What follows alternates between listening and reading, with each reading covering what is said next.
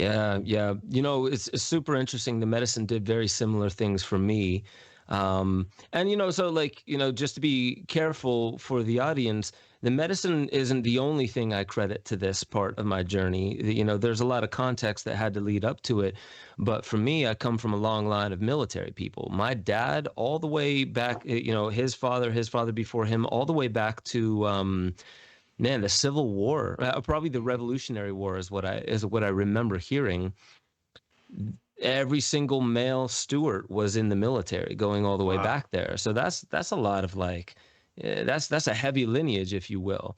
And that's just self-defense on a different level. And I think of it in terms of archetypes. Like, there's something about that archetypal, like if you're military, you're like a warrior in a sea of warriors. That's how we like to think of it. And then there's also the archetype that probably a lot of that comes from, or is the more individual side of it, which is the one that you kind of embodied quite a bit more. The warrior, but the solo warrior, like Yeah. like what most people's worst nightmare would be stepping into a closed cage with the most highly trained person that's literally trying to knock you out, with only one other person that could be on your side, if Yeah. you're in danger. And to me, I think about like the archetype of the warrior, and like, is that still there for you? Did it just kind of transmute itself from one level to the next? Like, is the warrior still there, or is it gone and you're on to something different? What do you feel? The warrior's still here. I do a lot of training now. Like I have a bunch of guys now that I train, professional athletes I train in fighting. So the warrior's still there, and I get after it still. Like I go into those dark training sessions where it's like, all right, guys, nobody look at the clock and nobody ask me when it's done. We're just gonna be done when we're done. Like that kind of mindset. Like I can still go there, but I'm able to leave it there, and I'm able Mhm. to just go as hard as I can, let it all out, and just leave it there. And as before, I wasn't able to leave it there. Like I wasn't able to leave all of it and just and then be and get back to my normal life. Mm. It got to the point where there was no separating me as a fighter. I just became a fighter all the time, and that served their purpose. But after a while, that started to bleed off into my life and really started to mess with the relationships that I had. Because as a fighter, you have to be very selfish. You have to be, look out what you got, what's coming on the horizon, and you always have to make sure that you're doing what's best for yourself and getting ready for the next competition. So it really doesn't leave a lot of room for other people.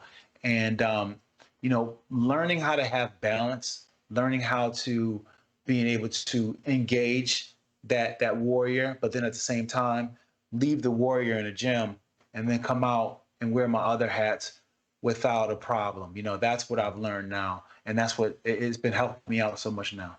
That's awesome. Yeah, it's like stepping out of confines of a role that we placed ourselves in. Right. So I'm curious, like, how much has either the archetype of the warrior, or like even specific moments in the ring? I mean, this is coming from like a non-fighter in that respect. I would, and I know a lot of other people would probably have the same question. Have you had to face yourself in a medicine experience in some way? Whether, I mean, I'm not saying like, you happen to be back in the ring and it's you're fighting, but like, have aspects of that role that you played for so long come up in medicine and had to like communicate, or something that you had to engage with there, that was kind of maybe a seed was planted in you long ago? Yeah, like I've had the feeling, like when you fight, there's a feeling of you don't want to lose, and that feeling of annihilation. It's a feeling that just kind of sits with you, and it's really hard to really get past, in a sense, when you've put your mind around winning, and when you put your 8 weeks into the camp and you've been thinking about an outcome some kind of way. So that fear of losing that comes in. And sometimes whenever, I do psychedelics, I have that feeling, like the same tug on my soul, that scary, scary feeling, like, okay, what's about to happen? The anticipation of what's about to happen and not knowing what's going to happen. It could be good, it could be bad, but just not knowing what the next few hours held for me, that was an agonizing thing. I remember sometimes I'll be sitting for a fight and I'll be in the dressing room and I'll think about, what I'm gonna eat after the fight, but then I'll like start getting nervous because I'm thinking like, oh man, I might not want to eat that because if I lose, I'm gonna feel nervous. And then I start going on the path of thinking about losing, and then it just becomes a whole mental storm. So, it has that feeling of losing and accepting that not knowing. That's the feeling. That not knowing feeling is what I feel when I do psychedelics, and that's the same one I felt as when I did MMA. Yeah. So was there any like mental trainers? I've met two, like a Brazilian jiu-jitsu trainer out of Tempe, Arizona, I believe it was. His name is escaping me right now. And then there was Luca Senatori, who is an MMA mindset manager. Like, did you have any practices that, like, if you start going down that like dark road of thinking like, what if I lose type of thing, did you have any things to bring you back to center back then? Yeah, I did. After I lost to Machida, my first time I ever lost, I was a belt holder, I was a champion, and I lost in the second round, got knocked out, embarrassing defeat, and I had a hard time accepting that. And then I had to fight someone almost a year later to the date in the same exact arena, and I was just having so much performance anxiety because I'm thinking like, what if it happens again? Like I'd never even been really hurt in a fight up until that point.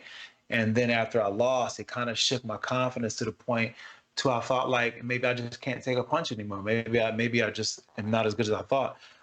So working past those issues, working past that whole thing was what I needed to do. So I had a psych coach. His name was Al Fuentes, and Al would do like these drills with me, would do like these visualization exercises where, I would just kind of put myself in the scariest positions that I was afraid of and then find a way to work out of it, just mentally speaking. And then after a while, he gave me the kind of, the kind of verbiage I needed to say to myself when I was going down a dark path and things like that. So that helped out a lot. Interesting. I feel like the world could use that right about now. Like some of this training, Yeah, absolutely. Make sure y'all head over to benjosephstewart.com, become a member. You'll have access to the growing library of deeper dives where I talk about all the stuff that I really can't talk about on YouTube. Make sure you get involved in the Discord chat. That's where a lot of the conversation is happening, talking about new theories, being able to interweave into the greater conversation that is how we awaken infinity. That's our highest potential. And I just want to remind you, you are the most powerful technology ever known to creation. Wield it like an artist with a conscience.